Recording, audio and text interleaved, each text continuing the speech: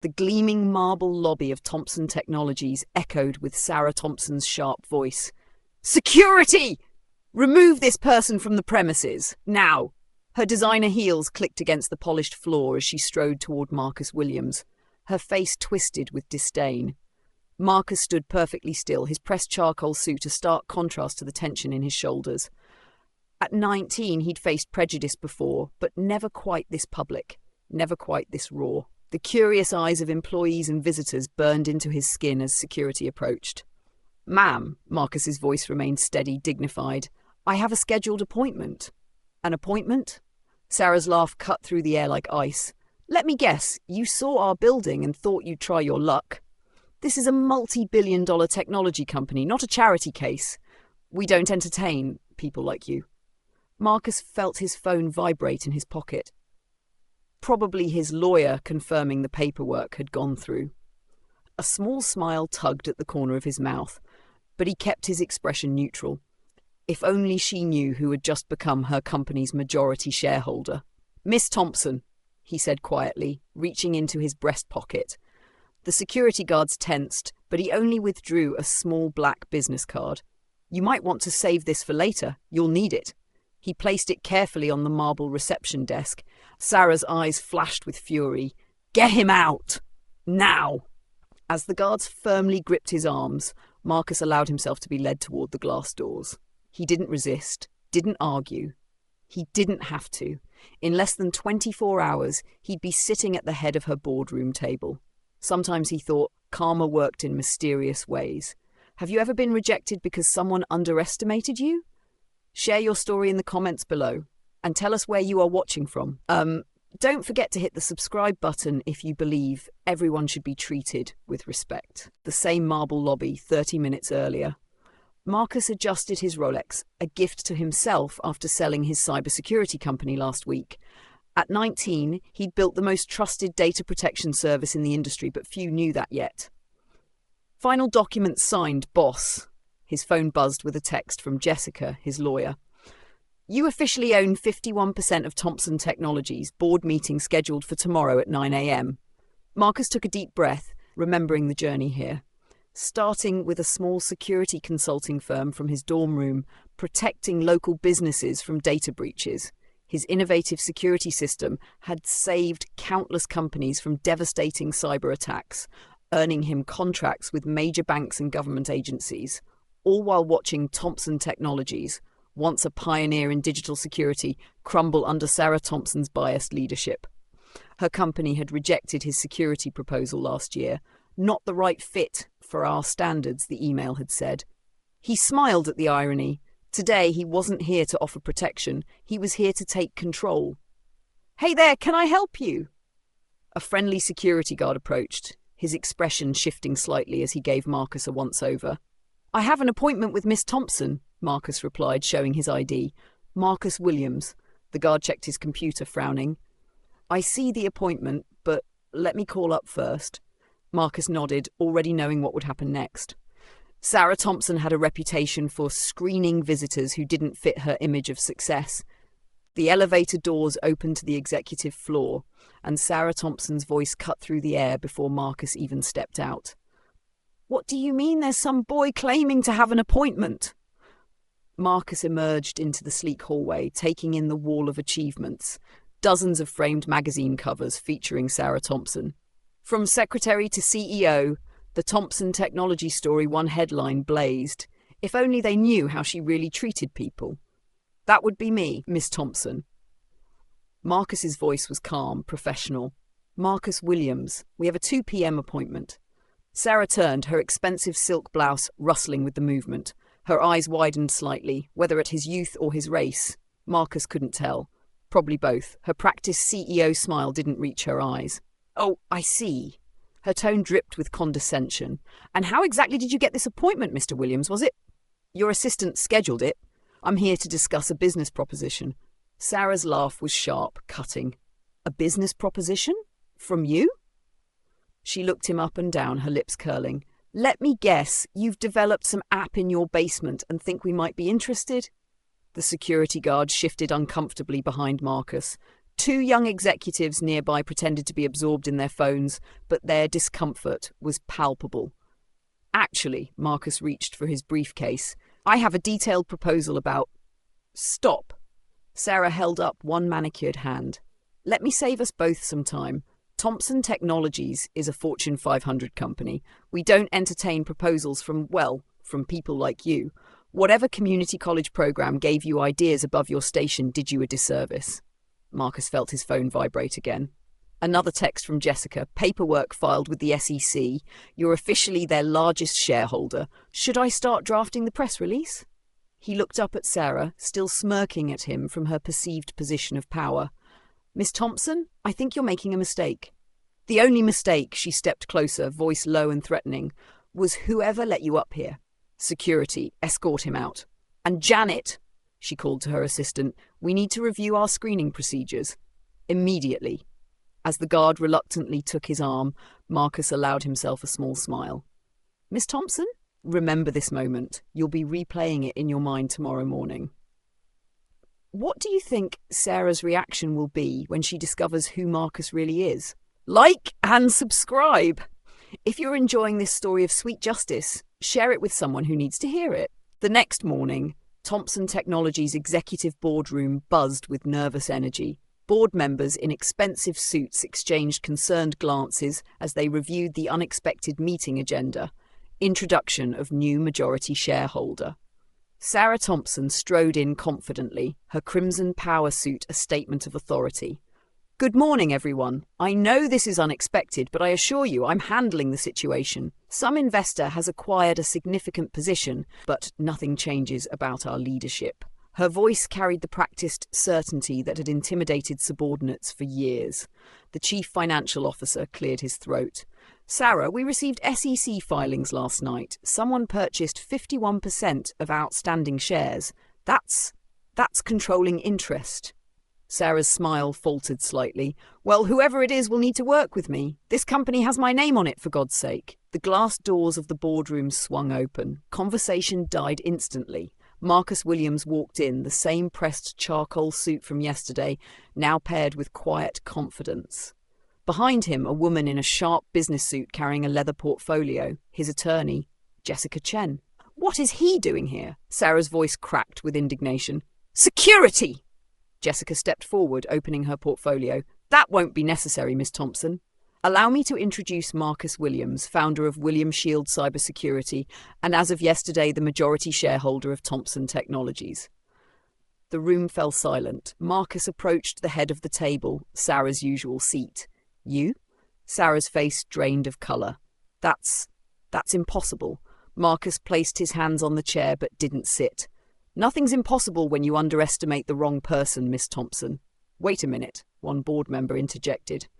You're the Williams from William Shield? The security system that saved First National from that ransomware attack last year? Marcus nodded. The same system Thompson Technologies rejected 16 months ago. Miss Thompson said it wasn't up to her standards. Sarah's mind flashed back to that dismissive email she'd sent without even reviewing the proposal properly.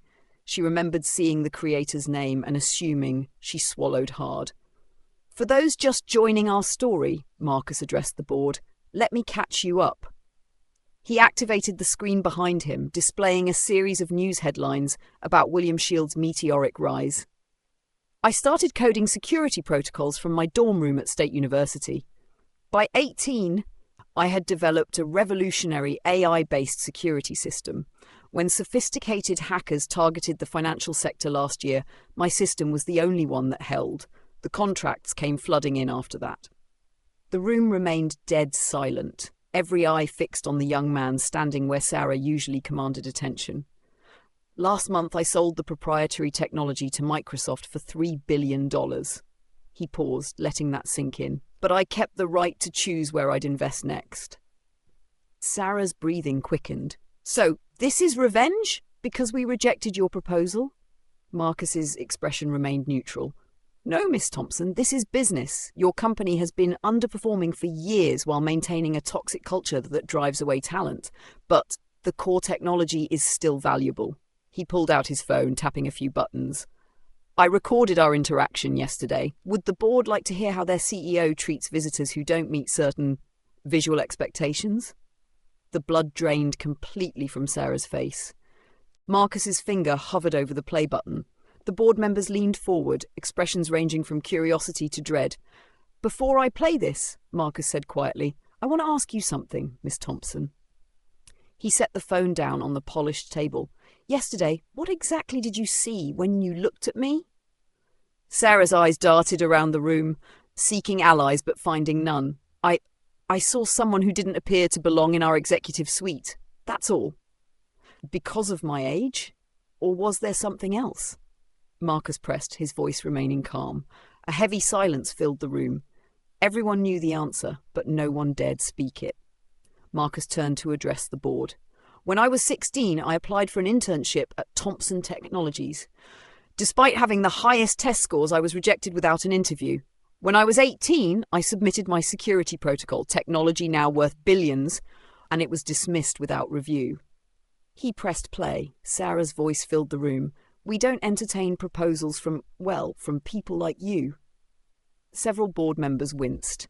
Jessica, Marcus's attorney, quietly took notes. Marcus stopped the recording. "I don't need to play more. You all get the picture." Sarah stood up, straightening her jacket with trembling hands. "You can't just walk in here and—" "Actually, he can," the company's legal counsel interrupted. "As majority shareholder, Mr. Williams has the right to call for leadership changes, especially if there's evidence of behaviour that could damage the company's reputation or violate our ethics policy." The tension in the boardroom was palpable as all eyes turned to Marcus. He had the power now, power to destroy Sarah's career with a single command, power to humiliate her, just as she had humiliated him. The board members waited, frozen in anticipation. Marcus took a long, measured breath before speaking. "Contrary to what you might believe, Miss Thompson, I didn't buy this company for revenge." He walked slowly around the table, his footsteps echoing in the silent room. "I bought it because, despite your leadership, there are 300 talented employees here whose innovations deserve better direction. I bought it because the core technology still has potential." Sarah's shoulders sagged with what looked like relief, but Marcus wasn't finished. "That said, the culture you've created is toxic. The biases you've implemented in hiring, in partnerships, in leadership, they've cost this company millions in missed opportunities and lost talent." Marcus finally sat down in the chair at the head of the table, a symbolic claiming of his position. "So here's what's going to happen. I'm not firing you today, Miss Thompson." Murmurs of surprise rippled through the room. "Instead, you're being reassigned. You'll lead a new diversity and inclusion initiative, reporting directly to me. You'll work alongside people you previously would have dismissed without consideration. Your compensation will be tied to measurable improvements in company culture and diverse hiring practices." Sarah's mouth opened in shock. "You can't be serious." "Dead serious," Marcus replied. "Your other option is resignation, but then the recording goes public. Your choice." 6 months later, Marcus sat in his office overlooking the city, reviewing the quarterly reports. Thompson Technologies, now rebranded as Williams Innovation Group, had seen its stock price increase by 40% since the leadership change. A knock at his door interrupted his thoughts. "Come in," he called. Sarah Thompson entered, looking different than she had 6 months ago. Gone was the arrogant posture, replaced with something more grounded. She carried a thick binder. "The Diversity Initiative Report," she said, placing it on his desk. "We've increased diverse hiring by 62% across all departments. Retention is up. And the mentorship program has 95% participation among executives." Marcus flipped through the report, nodding. "Impressive results." Sarah hesitated before speaking again. "I owe you an apology, not just for that day in the lobby, but for everything before it. I've spent 6 months confronting biases I didn't even realize I had." Marcus studied her for a moment. People can change when they're forced to see themselves clearly. Sometimes it takes losing everything to gain perspective. "I was wrong about you," Sarah admitted, "and about a lot of things." Marcus nodded, then stood and extended his hand. "The past is behind us. The question is, what will you do with this second chance?" Sarah shook his hand firmly, her eyes reflecting a newfound humility. "Build something better. something I can actually be proud of." As she left, Marcus turned to look out over the city, thinking about the long journey that had brought him here. Sometimes the greatest victory wasn't in defeating your enemies, but in transforming them. 1 year later, Marcus took the stage at the National Business Leadership Conference, Sarah standing respectfully to the side as he addressed the crowd. "Success isn't just measured in dollars," he said to the packed auditorium. "It's measured in the lives you change, the culture you create, and the opportunities you provide to those who've been systemically excluded." The cameras panned to show the diverse executive team seated in the front row, talent that had previously been overlooked by the old Thompson Technologies. "Sometimes," Marcus continued, "the people who judge you without knowing your worth become the very people who learn the most valuable lessons." He nodded towards Sarah, acknowledging her growth.